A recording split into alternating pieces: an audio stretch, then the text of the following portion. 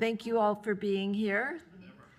Okay, this is the call to order. Members of the public wishing to address the City Council or Board of Directors on items appearing on this agenda are advised to indicate their interest in doing so by submitting a speaker card to city staff or proceeding to the podium one by one at the time an item is considered. Members of the public wishing to address the City Council, Board of Directors on items not appearing on this agenda may do so during item 5. Each speaker will have the opportunity to speak for up to 3 minutes, once per item, unless otherwise allowed by City Council/Board of Directors. Speakers are requested but not required to identify themselves both on any applicable speaker cards and in comments or testimony. Speakers are advised that their names and any information submitted on speaker cards or otherwise provided in writing to the City of Laguna Woods, City or Laguna Woods Civic Support Fund may be disclosed or become a matter of public record. No speaker should expect privacy of such information. This meeting will be held concurrently with a special meeting of the Laguna Woods Civic Support Fund Board of Directors, which is comprised of the 5 members of the City Council. Items 1, 2, 3, and 5 will be heard by the City Council and Board of Directors. Item 7.2 will be heard by the Board of Directors. Madam Clerk is not here, so can we get a roll call, please? Yes, you just get me today. Councilmember Connors. Councilmember Lee. Here. Councilmember Moore. Present. Mayor Pro Tem McCary. Here. Mayor Horn. Here. You have a quorum. Oh, thank you very much. And the Pledge of Allegiance, would Janice Burston lead us in the pledge, please? All right. Sounds like the judge is coming in. I pledge allegiance to the flag of the United States of America and to the republic for which it stands, one nation, under God, indivisible, with liberty and justice for all. Thank you. Okay, there's no presentations or ceremonial matters, so public comments on non-agenda items. This is the time and place for members of the public to address the City Council Board of Directors on items not appearing on this agenda. Pursuant to state law, the City Council Board of Directors is unable to take action on such items, but may ask clarifying questions of the speaker or engage in brief discussion, refer items to city staff, and/or schedule items for consideration at future meetings. Okay, yes. Oh, well, That's public comments. yes, I was going to ask Chief Ackerman to come up and talk first. Would you like to have a question after that? Yes. Okay, thank you. Chief Ackerman, would you be so kind to come and talk to us about the current status of things that so many people are asking about lately? Yes, ma'am. Thank you very much.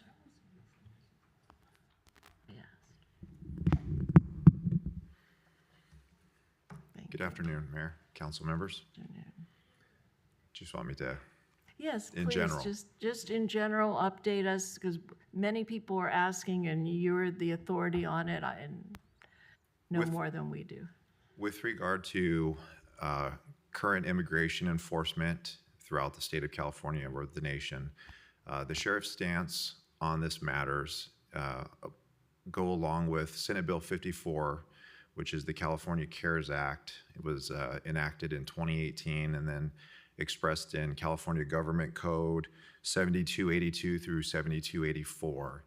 And in those codes, it spells out exactly how local law enforcement can engage with immigration law enforcement as ICE or DHI and those types of organizations. The sheriff's stance is the sheriff's department is here. Our primary duty is to enforce local and state laws. We do not get into the mix of enforcing immigration laws. We do not assist or coordinate or collaborate with federal agencies in their efforts for immigration laws and enforcing those laws through the federal government.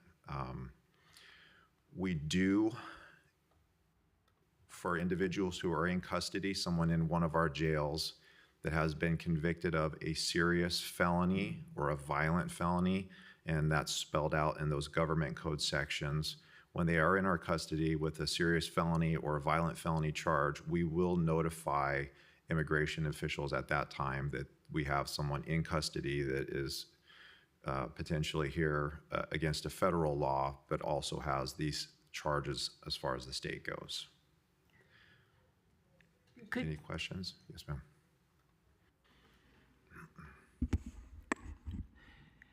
When you identify the people in your custody to federal immigration authorities, are those people who are undocumented or people who are lawfully in the United States except that they have committed a violation of state law? Now, I'm not certain of the exact way that notification goes through, but those would be people that would be here illegally, not someone who was here legally. Absolutely not. And also, do you have any information in Orange County whether federal immigration enforcement has gained access to private property such as a warehouse or a farm without the consent of the owner? I am not aware, and I would not know if they've conducted things in private property. I'm not aware of that. I only ask that because most of our city is private property. Correct. And theoretically has the ability to protect our residents by restricting the entrance of oddly dressed agents in unmarked cars. Yeah, I would have to leave that for legal counsel to give Okay. it. I wouldn't be able to speak toward that. Okay, thank you. Annie. Actually, Cynthia kind of stole my thunder, so you basically answered most of my concerns were. But also, I just wanted to say, thank you for coming before the council and before the city to at least give us a clear idea of what the role is of Orange County Sheriff's Department in enforcing the law and having to do with ICE. So it's really good to have that clarified. Thank you for the opportunity to clarify it.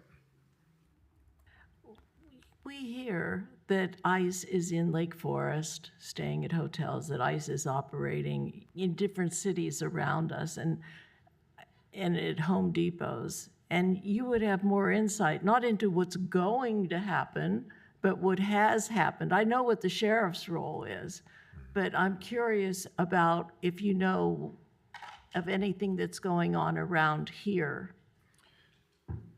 Only after the fact. Yeah. So I've heard a lot of the same things that everybody else hears, and we hear it also through law enforcement and hearing it from my partners in other cities. Immigration officials are conducting their business in Orange County cities and coming in and whatever that law enforcement business is, they're doing it. They are not notifying us ahead of time. So we're learning of it sometimes as it's happening. We've even had calls for service in other cities where someone's called 911 thinking that a crime is being committed, and then when we arrive, it's immigration officials detaining somebody.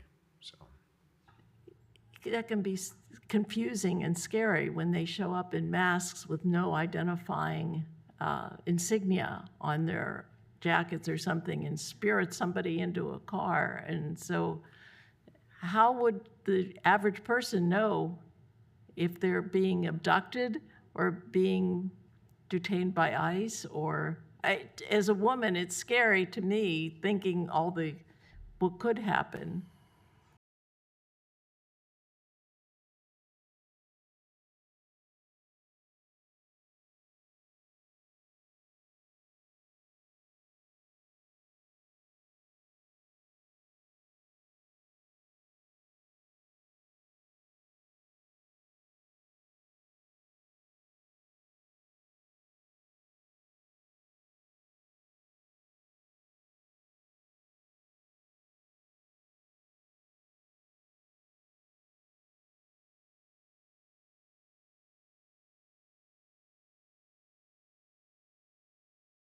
it requires that.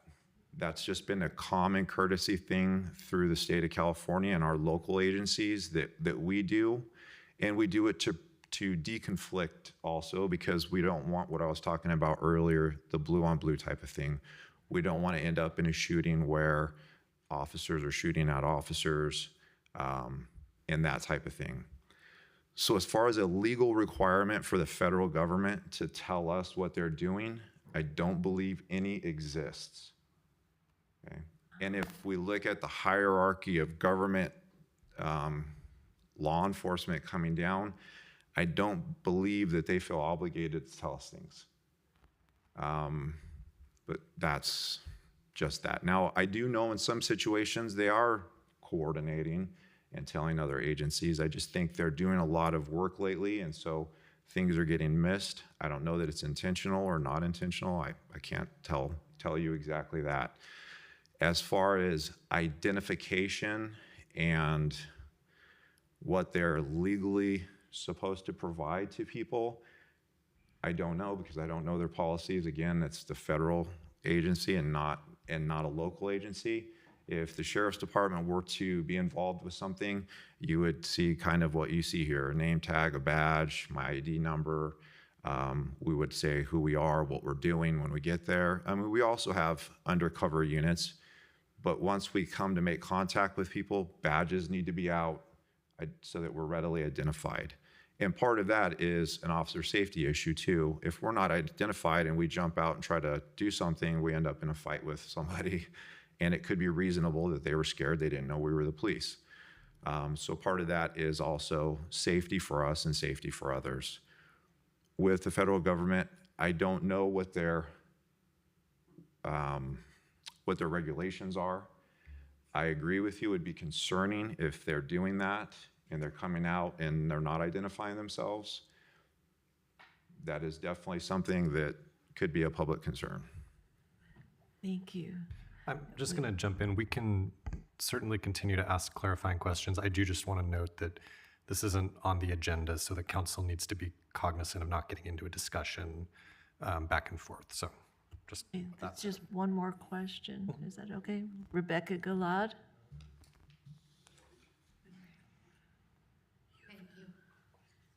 Thank you. My name is Rebecca Gilad, and it's a question, but I want your ideas. We in Laguna Woods, who for years have lived so happily and feeling so safe because of your department, your agency, and others, what would you do to help us feel safe again? For example, you look at me and you could think, before you listen to me, that I was born and raised in the United States. Then you listen to me and you know that I wasn't. But there are many like me that you can tell immediately that they were not born here, and we're all afraid. So what could you and your people do to bring back that feeling of safety to this, our paradise? Thank you.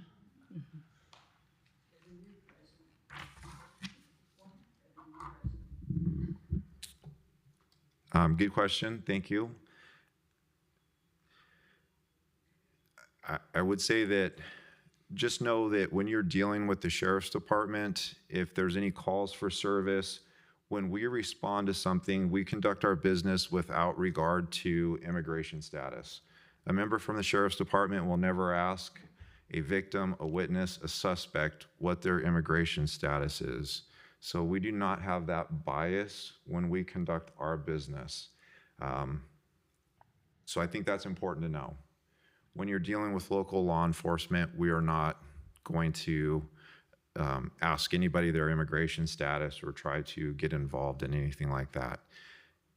As far as feeling of safety, I think I would say, and I think it's good to know, and it still continues today, Laguna Woods is ranked in the top 10 of the safest cities in the state of California on a very regular basis. I want to say even in the top 5. So you do live in an extremely safe area. And so safety-wise, as far as acts of crime go, you should feel safe. Not crime. We're afraid Sure. I think a thing to consider also is sometimes the media can make things look a lot bigger and more prevalent than it is. Not to say there's not concerning things going on, but I would hope you feel safe in our community. Unfortunately, the Sheriff's Department can do nothing to tell the federal government what to do. Okay. I just have a clarification question. You're not familiar with the federal requirements for identification and so forth. But if the sheriff gets a call regarding an abduction, and you show up, and there are people in vests that say police or ICE on the back, how do you avoid blue-on-blue violence? Do you end up actually seeing identification to your officers?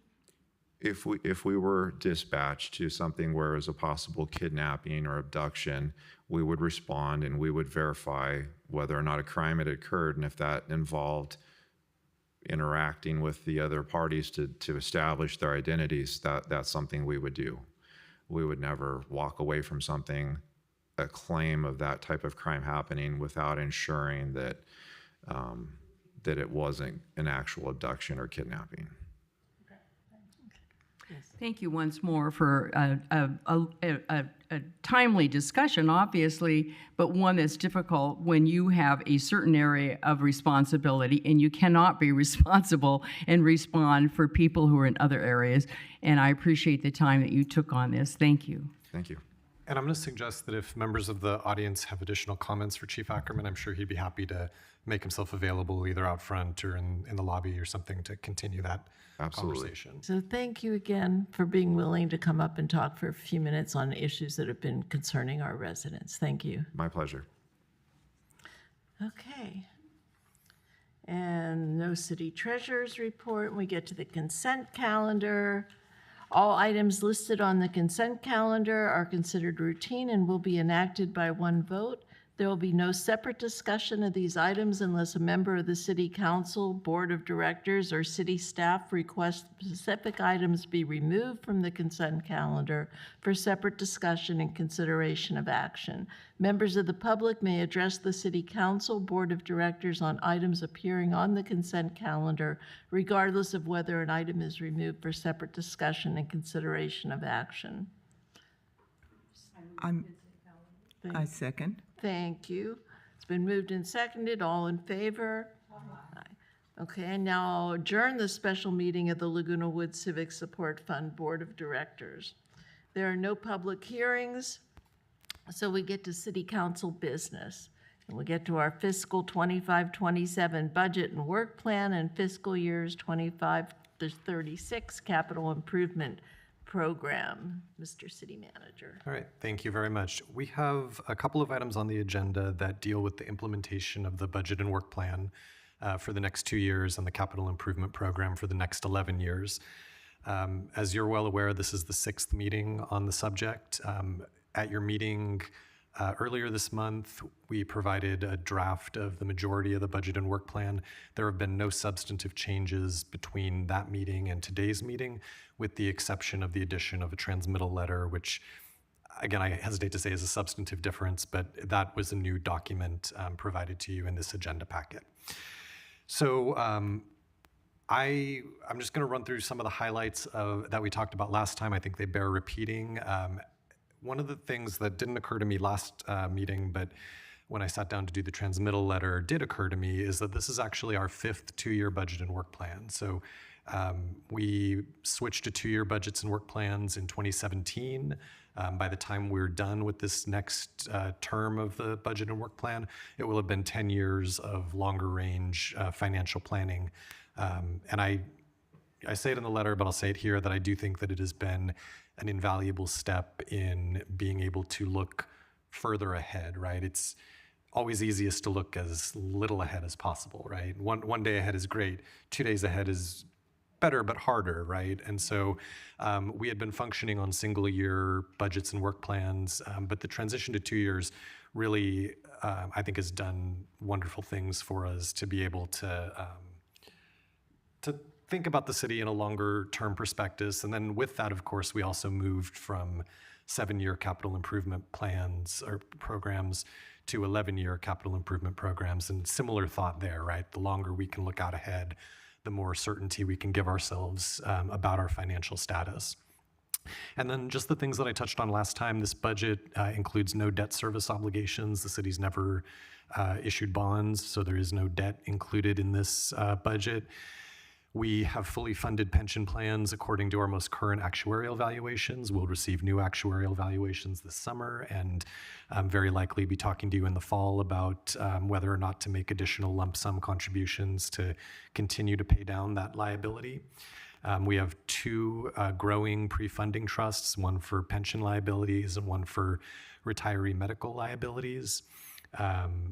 We have in this budget fully funded reserves. The city has 3 contingency reserves, one for paid leave for compensated absences for employees, one for self-insurance items, things that are not covered by our separate insurance policies, and then one for general purposes. Those 3 reserves together equal 50% of the general fund's operating revenue year to year. So those are fully funded, and they are joined by additional unassigned general fund dollars that effectively function as reserves, though they're not specifically assigned for that purpose. And then we also mentioned that law enforcement contract costs, one of the most significant portions of our budget. There is a bit of uncertainty regarding what those costs will be come July 1 of 2026 due to all of the labor agreements covering employees in the Sheriff's Department expiring in June of 2026. So the county will be negotiating new labor agreements that will ultimately go to the Board of Supervisors for approval. We have included contingency amounts in the budget with the expectation that the Board of Supervisors will give generous increases in salaries and benefits as part of those labor agreements. If they end up coming in more conservatively, then we will have that money available in the budget for other purposes or to roll into reserves at the end of the year. But we did plan accordingly. And I think they gave themselves an increase too. The Board of Supervisors did appear to give themselves an increase, yes. So I'm happy to answer any specific questions. I didn't want to belabor the budget discussion since we've talked about it many times up to this point. So I'm just going to read through the recommended actions, and then there's an opportunity for public comments, and then I'm happy to answer anything the council would like to ask. First recommendation is to adopt a resolution titled A Resolution of the City Council of the City of Laguna Woods, California, adopting the fiscal years 25-27 budget and work plan for fiscal year 2025-26, commencing July 1st, 2025 and ending June 30th, 2026, and fiscal year 2026-27, commencing July 1st, 2026 and ending June 30th, 2027. The second recommendation is to adopt a resolution titled A Resolution of the City Council of the City of Laguna Woods, California, adopting a new 11-year capital improvement program for fiscal years 2025-26 through 2035-36 in conformance with applicable city policies and discretion. The third recommendation is to adopt a resolution titled A Resolution of the City Council of the City of Laguna Woods, California, adopting a statement of the transportation-related projects and Measure M2 OC-GO budgets included in the capital improvement program for fiscal years 2025-26 through 2031-32 in conformance with Measure M2 OC-GO requirements. And then the fourth recommendation is to adopt a resolution titled A Resolution of the City Council of the City of Laguna Woods, California, adopting the annual appropriations limit, GAN limit, for fiscal year 2025-26, commencing July 1st, 2025 and ending June 30th, 2026, in accordance with Article 13B of the California State Constitution. With that, I think there's an opportunity for public comment, and when it comes time to acting on recommendations, you're welcome to consider each recommendation individually or all four together at the same time. Thank you. Public comment is now open. Anyone would like to speak to any of this? No? Seeing none. Public comment is now closed. I think we'll take them all together when we're ready. Thank you. I'd like to make a comment. Okay, it's been moved and seconded. Councilmember Connors.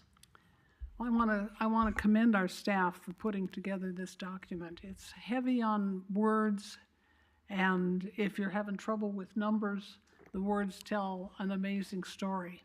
The income that the city gets is less than 1 penny for every property tax dollar that you pay, and 1 cent for every out of every sales tax percentage that you pay.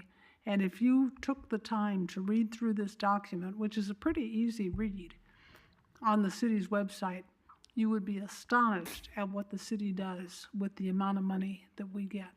So I commend our staff for putting together an excellent budget and for wringing every last bit of value out of the pennies that we receive from our residents. So thank you. I support that. Anyone else have? I just wanted to just echo everything that Councilwoman Connors spoke about, but also really to encourage our residents to, if you got some time, to go on the website and read the information about the city background. It's very informative, very easy to read, and really a well put together document. So I wanted to thank the staff for making that available. So this document would be available on the website? Yes.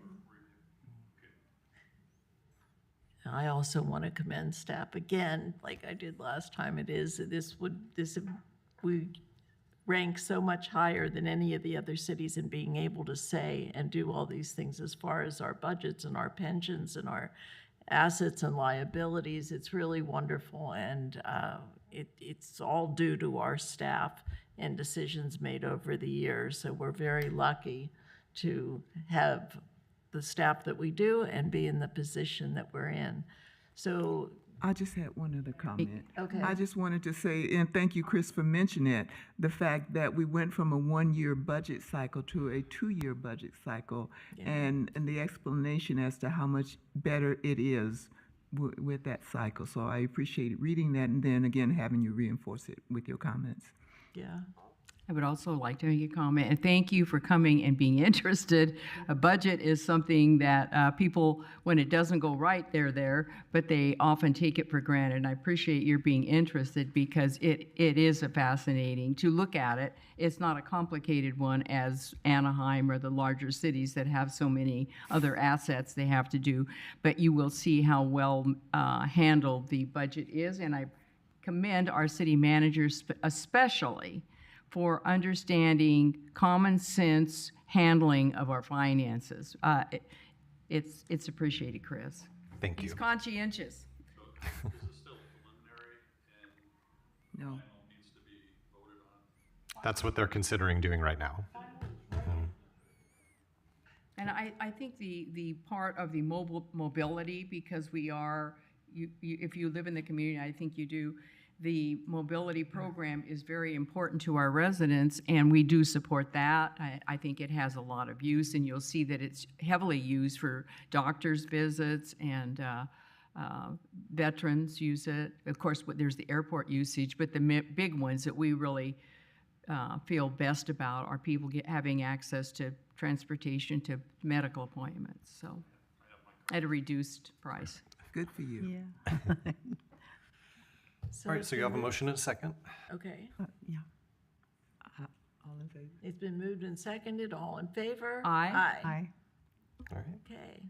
And that's all 4 of them together, right? We're done, finally, with the budget.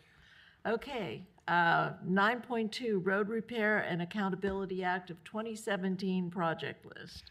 This is another item tied to the adoption of the budget that's required annually in order for the city to be eligible to receive funding from the Senate Bill 1 revenue sources. Our recommendation today is to adopt a resolution titled, "A Resolution of the City Council of the City of Laguna Woods, California, adopting a list of fiscal year 2025-26 projects proposed to receive funding from the Road Repair and Accountability Act of 2017's Local Streets and Roads Funding Program, Road Maintenance and Rehabilitation Account, as required by California Streets and Highways Code section 2034, subsection A1, and making related affirmations and authorizations. This resolution includes a project list that's consistent with the capital improvement program and budget that you just adopted. Okay, public comment is open. Seeing none, public comments closed. Council, any comments, I move questions? the resolution. I second. Okay, all in favor? Aye. Okay. 9.3, employee positions, compensations, and benefits. This is again tied to the adoption of the budget. In the budget, we proposed reclassifying one existing position as a senior planner, which then gives us the ability to repeal the job classification for the prior position, development manager.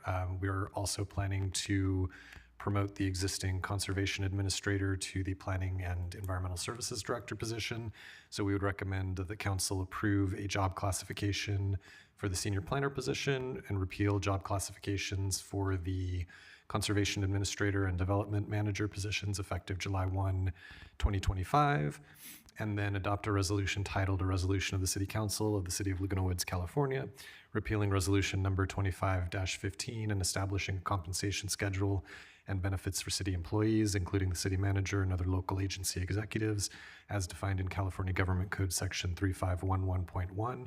The function of that resolution is to, again, make the title change from development manager to senior planner. So again, those three can be acted on individually or all together. We'll just take them all together. Okay, is there public, no. Is Yep, there any public public comments. comment on this? There's an opportunity. Okay, so public comment is open. Seeing none, it's closed. Council, any questions, comments? I move the resolution. I second. Okay, And just to clarify, that's moving all three All three. recommended. All three. moved and seconded, all in favor? Aye. Thank you.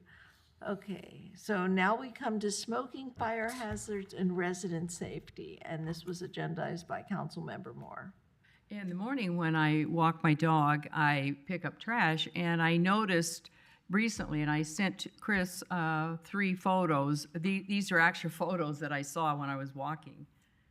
Look at the one on the left there. If you see an ash that long, it means that cigarette, someone discarded it and it lay there and burned.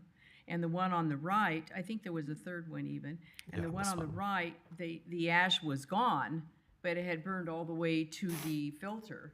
And I feel like I'd like to see us speak up and maybe an article in the paper or whatever you feel is helpful to get this word out that discarding burning cigarettes when we live in a fire hazard area is a concern. So that's my concern, and I think we have some experts with us. Chief I bet they Thorne? can address this too. So would you want to speak to that? Yes. Come on. Do you think that's what I wanted to ask. What should we? How can we get the word out? Go ahead. Sorry. Good afternoon, Mayor, City Council, City Manager, and City staff. My name is Mike Yanna, Battalion Chief, Orange County Fire Authority. I'm currently assigned to Battalion 4. Within my battalion, Laguna Woods is also one of my cities. And it is my honor and privilege to address smoking, fire hazards, and general safety, fire safety for the residents of Laguna Woods. Part of this, and I see the picture of the cigarette, I was able, and along with the community education specialist, Milton Nira, who's also here, was able to pull up some data for the last 10 years. I'd like to share with you. I also like to share with you some safety tips that we give to our residents and our community, as well as our upcoming July 4th, as far as our hazards as well that could present fire issues. In the last 10 years, nationwide, there has been about 15,000 reported structure fires due to smoking materials. Of these reported structure fires, 590 on average have succumbed or what we call civilian fatalities. Of these numbers, the most common area of these fires were exterior fires like balconies and porches and so forth. That accounted for about 27% of these structure fires. Very closely behind, about 1 out of every 5, so about 20% of these structure fires these originated in the bedrooms or living spaces. I say that because of these bedrooms and living spaces, these are actually the highest percentage of our civilian fatalities. And the reason for that is the largest share of these fatalities occur when the victim is in the area of origin, or they were involved in the original or the origins, the fire origins or the ignition. And so that's why it's the bedrooms or the living rooms. I do also want to point out that about 88% of the fire fatalities due to smoking materials occurred to people 45 years and older. So a little bit more on the older side or the elderly, and a lot of it might be mobility issues and so forth. So those are some pretty astounding numbers nationwide, and that doesn't mean we are excluded from that. Luckily, we've been able to have an overwhelming force provided by the Orange County Fire Authority, and with constant staffing, able to send a number of resources in a quick amount of time to make sure that fires don't become as established, and we're able to provide safety for our residents. With that, a couple of things that we talk to our residents about is safety due to cigarettes, but also e-cigarettes, which we're seeing a lot more common.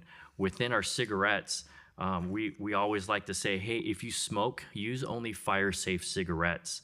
If you smoke, smoke outside and not inside, like we've seen in the living rooms or in the bedrooms. Use a deep, sturdy ashtray and place it anywhere other than a place where it could burn. Specifically, don't discard these where there's vegetation or mulch or leaves or dried grass. Don't put them in an area where maybe it's a side of the house where there's trash or in a trash can that could ignite papers or something like that. And we always say, if you're gonna throw out a cigarette butt, make sure to douse it in water or make sure that, or sand, and that's the best way to ensure that these ignition sources are extinguished. Touching a little bit more on e-cigarettes, the big safety hazard with this is the lithium-ion batteries that are within these e-cigarettes. Lithium-ion batteries, we're seeing a lot of e-bike fires, a lot of fires due to these stored energy devices. And with these lithium-ion batteries, these are the problems that we're seeing that causes fires are when they're overcharged maybe. And that's why we say don't charge them overnight, don't leave them on the charger for when it's beyond it's fully charged. Additionally, use the appropriate charger. Don't use any makeshift charging cables or anything like that. When they have an outside force that could damage the structure of the battery, that could also compromise the integrity and start a fire if they get wet or exposed to extreme temperatures. So that's a message we send out regarding lithium-ion and specifically e-cigarettes. As touched on earlier, we have something coming up that presents a huge fire risk, and that's July 4th. One thing I will say is there are fireworks called Safe and Sane fireworks. There are a few cities within Orange County that allow safe and sane fireworks. Laguna Woods is not one of them. So we do not allow any safe and sane fireworks, and that also includes any airborne fireworks that are called mortars or any of those projectiles. That's you, no mortar. But a couple of more national data. Nationwide, every year, fireworks start about an average of 18,000 fires. Out of those 18,000 fires, 1,300 are structure fires and 300 vehicle fires. Just to give you a little bit of perspective, the handheld sparklers that you might see, that is prevalent everywhere, they burn at about 1,200 degrees. Yikes. Wood and vegetation ignite at 356 degrees. So people who aren't careful with those sparklers are doing it in dry grass, especially if we have low fuel moistures or any of that dry vegetation that's susceptible to be burned as well. Within Orange County, We have annually, and this year is no exception, included a strong July 4th plan as well as education plan. This includes PSAs, press releases, social media education, as well as a blitz, what we call it. We're on July 4th, we're upstaffing all of our investigators, our arson investigators. We have extra dispatchers to handle the uptick in calls. We are upstaffing all of our reserve firefighter stations. We have almost every fire prevention officer working that day, and every fireworks public display show will have an OCFA prevention officer on site. And lastly, we have identified certain fireworks storage areas where our law enforcement partners, if they come across any illegal fireworks, they will be confiscated, and they are aware of storage locations. The closest one nearby is actually here at Station 22 off Paseo de Valencia and El Toro, and that is an accredited or a fireworks storage location that has been deemed safe. With that, a couple of phone numbers for those on listening, as well as for any notes. I do want to say if there are any you can anonymously report any illegal or dangerous fireworks by calling our number 714-538-3501. Another number I'd like to give out is if any resident would like to schedule a wildfire home assessment, they can call 714-573-6774. Lastly, I'll make myself available, as well as our community education specialist, Milton Niera, who's also with me, and will be available for any questions afterwards. With that being said, is there any questions that you guys have or anything I could address? Can I just make a comment? Definitely very timely comments. I just wanted to offer that I think in deference to what Councilmember Moore is looking at, I'd be happy to work with OCFA and the Globe and see if we can get something more robust than just a letter to the editor, but maybe some sort of feature, profile on this, safe smoking, safe.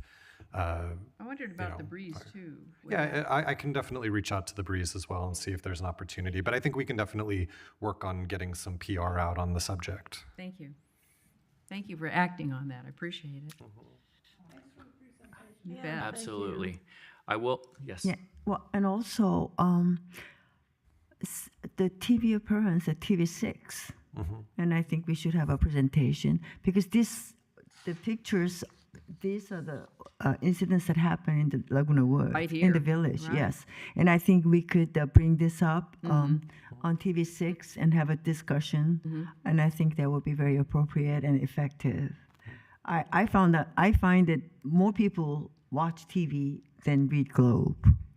In general, yeah. Perhaps if they're So we being can do on there, all that'd be great. of You the could cover the things. front. Yes. That'd I be think that would be wonderful. great. Yeah. Thank you.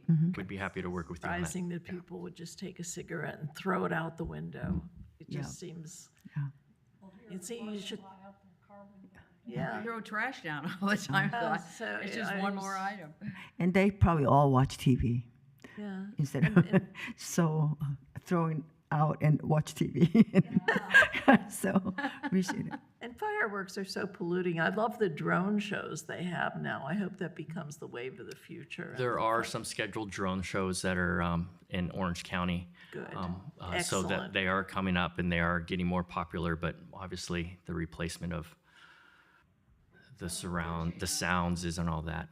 I am happy and ecstatic to report that last year on July 4th, there were no fires related to the fireworks. There were no burn injuries that were reported within the city of Laguna Woods. Great. I We're can't say that for your neighboring cities, but within Laguna Woods, there were no structure fires or vegetation fires. Okay, well, thank you so much for Thank being you here. Thank very you. much. I also like to thank Councilmember Carol Moore for showing these pictures thank you. because it's really makes a lot of sense. they can relate to this incident picture. Thank you. Yeah, Councilmember Moore's been picking up cigarette butts For years. What, years? Yeah. I mean, They're actually harmful for wildlife too, I think. No, it's not good for humans or animals. So no more smoking coyotes. Oh, by the way, I have to tell my quick story here, and it's only a comment. My dog was attacked. 3 coyotes. She's a conehead right now because they got her in the doctor said one distracts and the others attack, and that's exactly what happened. So they wound up, I didn't even realize how bad she was attacked because I just saw 2 hours after it happened, I noticed this little mark on her hip. And then when I looked closer, it was underneath. So they have a very long snout, and they grabbed on both sides, I think, too. I didn't see it. So anyway, we have to keep ourselves aware of the coyotes.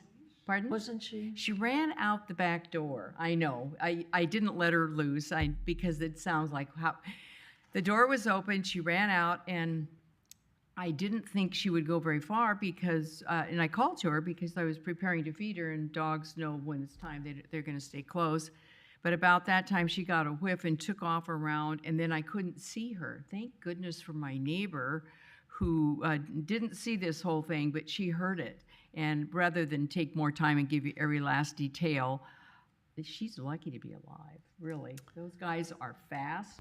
And if you remember that humans wiped out the woolly mammoths, think how big they were. Coyotes will take on bigger targets. So don't think that they go necessarily for every little small dog, because my dog is not small. So there you go. Keep an eye on our pets. You bet. Okay, we'll get to city council reports. This is the time and place for members of the city council to provide reports on meetings attended, including but not limited to meetings of regional boards and entities to which they have been appointed to represent the city, and meetings attended at the expense of the city pursuant to California Government Code Section 53232.3. Members of the city council may also make other comments and announcements. I don't think there's been another meeting of the coastal, no. Or the fire authority, we have one tomorrow. And library board, did you Point hold tonight. off that? Oh, Tonight is the night of the library provides high school, graduation for people who maybe have gotten close but quit school for whatever reason. And so that's tonight for their program for the people who will be graduating, and that's over in Los Alamitos. okay. Councilmember Lee, did you have anything for Vector? Yes, we had a Okay. meeting. That this is a season where mosquitoes keep most active for next 3-4 months. It's very critical that we are aware of the danger of mosquito bites. Orange County Vector and Mosquito Control District is committed to educate the public and let them know that there are many infectious disease that can be spread by the mosquitoes, and it also can be very critical to our health in some cases. And there are things that we can protect our home and to protect ourselves from mosquitoes. And some of the tips that were given is that at your home, keep the doors and windows screened and in good repair. Dump water from plant saucers and containers regularly, and scrub pet bowls weekly, and store empty containers upside down or covered. And also, when you are outdoors, make sure that you wear EPA registered repellent, long sleeves and long pants, and light color clothings, and that will protect you as much as from mosquito bites. And a lot of the times, we underestimate the mosquitoes, but mosquitoes do not discriminate. The fences, they fly around and they lay thousands of eggs in the matter of a few minutes, and it can be really spread fast. And the vector control, they're trying different methods to such as CIT program, but we haven't had any reports. They are still making some changes in their programs, so I will keep you informed. And be careful from mosquito bites. Okay, thank you. May I ask a question? Yeah. On my walks in the morning, I noticed some little green items hanging from shrubs occasionally. Are those for testing? Those are What's that? they're setting the traps Ah, for, yeah, and then they will go over the counts. They'll take it to the lab and get all the counts and determine how active they are in an in area. certain areas, yes. I've noticed them over maybe because of Barber Lake, because it's over on Bahia Blanca on the west side there. I wonder, maybe. Thank you. But the sitting waters are the most dangerous. Right.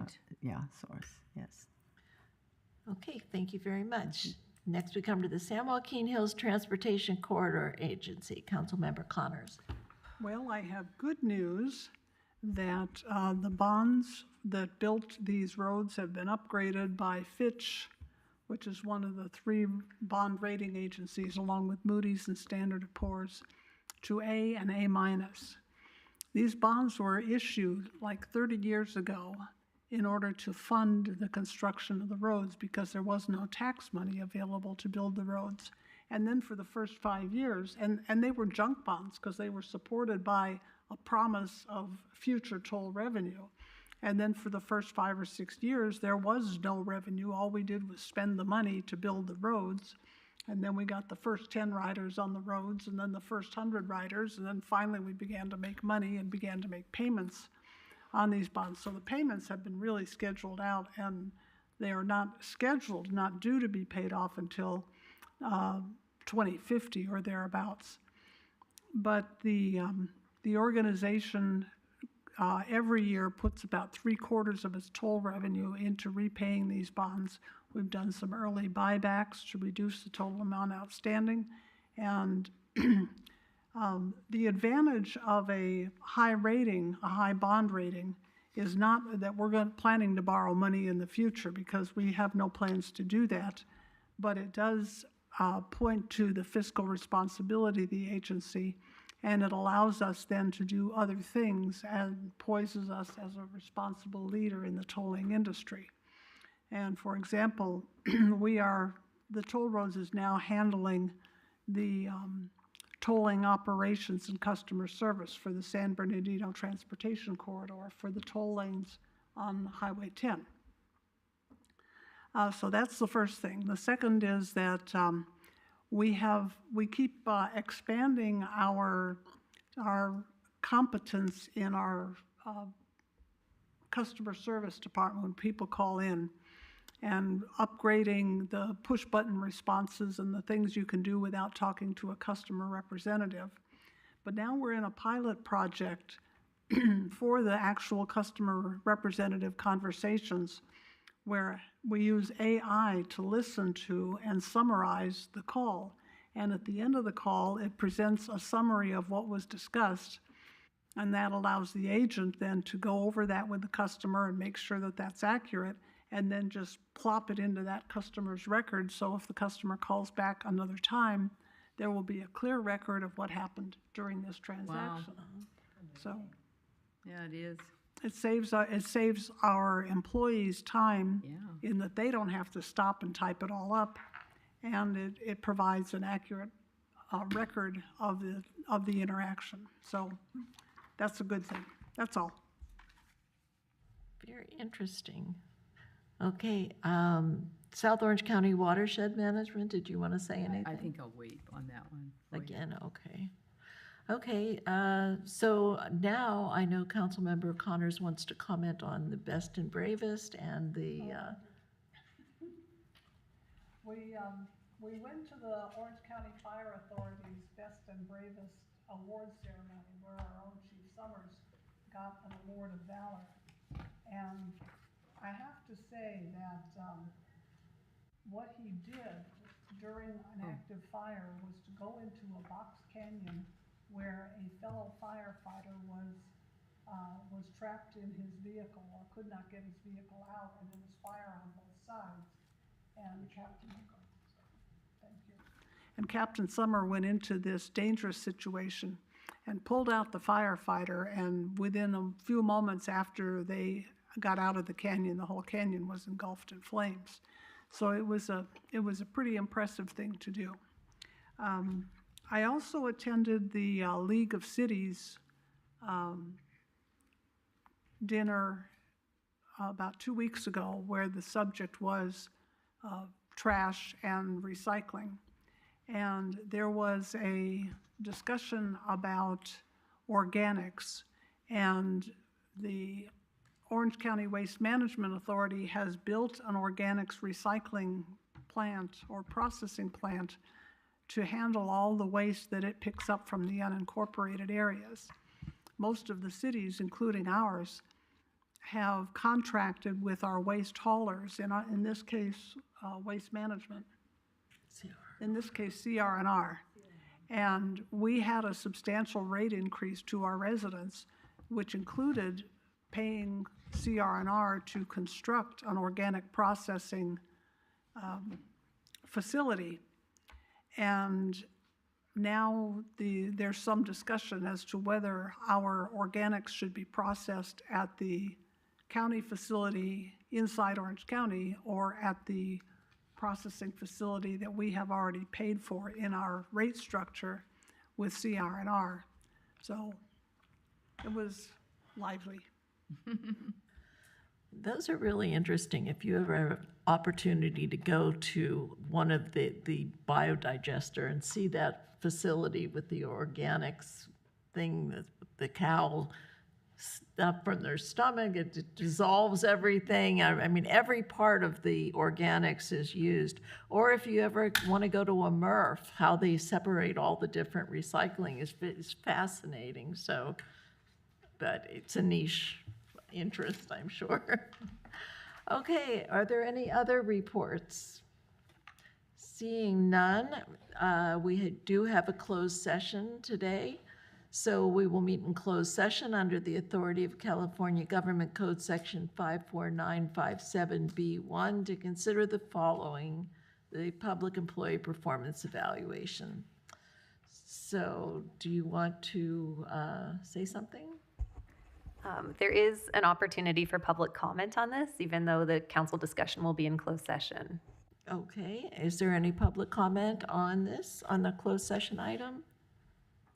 Seeing none, public comment is closed, and I shall adjourn this part of the meeting. Thank you very much for coming. Thanks for being interested. And thank all of you for coming too. Yes. We appreciate Thank you for it. your help, all of you.